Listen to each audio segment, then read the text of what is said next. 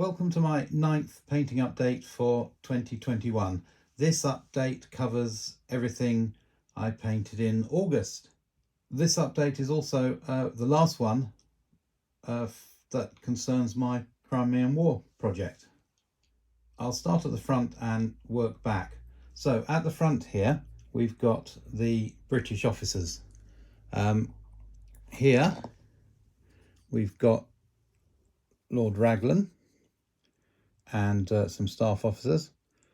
There's Captain Nolan getting the orders to send the Light Brigade to their doom. Then here, my cavalry commander, we've got Lord Lucan and Lord Cardigan, commanded the Light Brigade, obviously. And then here we got General Cathcart, who's I'm using him as an infantry commander, and a guards officer who was also an infantry commander. Behind them we've got their Russian equivalents. So main Russian commander with some staff officers. No idea who he is, actually. He's a Baron somebody, I think.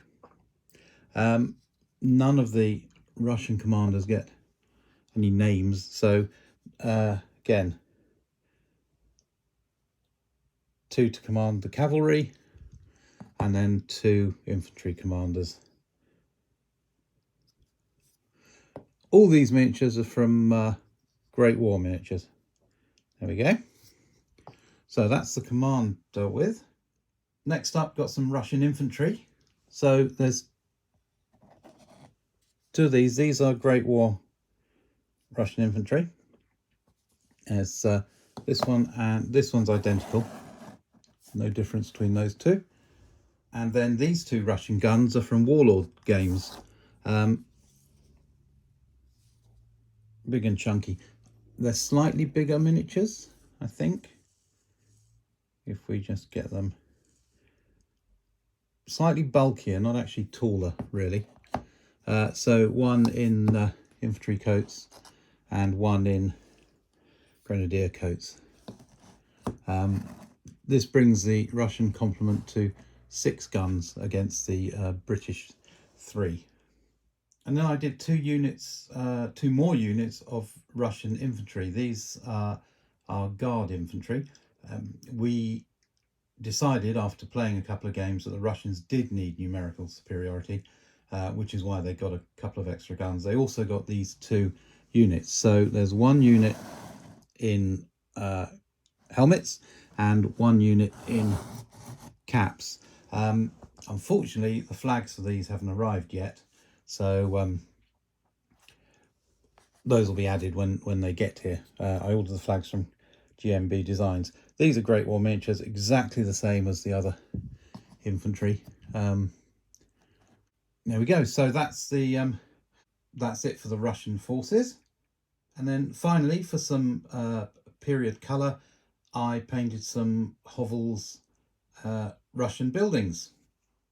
I did these very simply, nothing special. So there's a church. These are resin, obviously, because they're from Hovel's. This one I based on plastic card. The others are just as they come, but this had a hole in the base.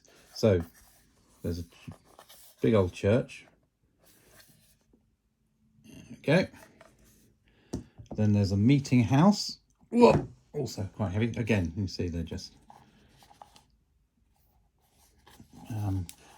I like Hovel's buildings. I've always liked Hovel's buildings. So, and it was nice to finally have an excuse to get this range on my table. Then we got a little house. There we go. And a bigger house. Let's move you back a bit. Slightly bigger house. There we are.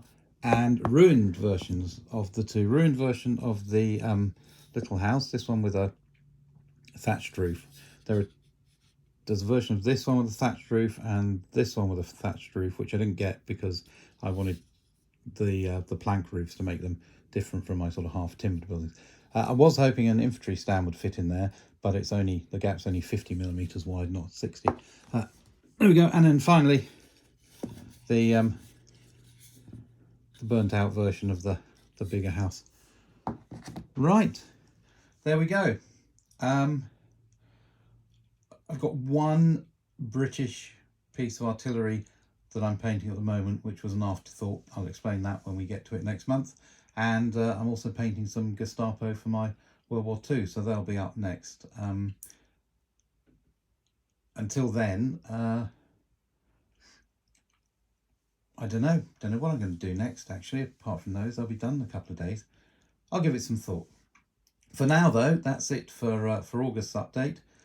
Thanks very much for watching. Please like, subscribe, comment, and as always, thank you for watching. I'll see you next time.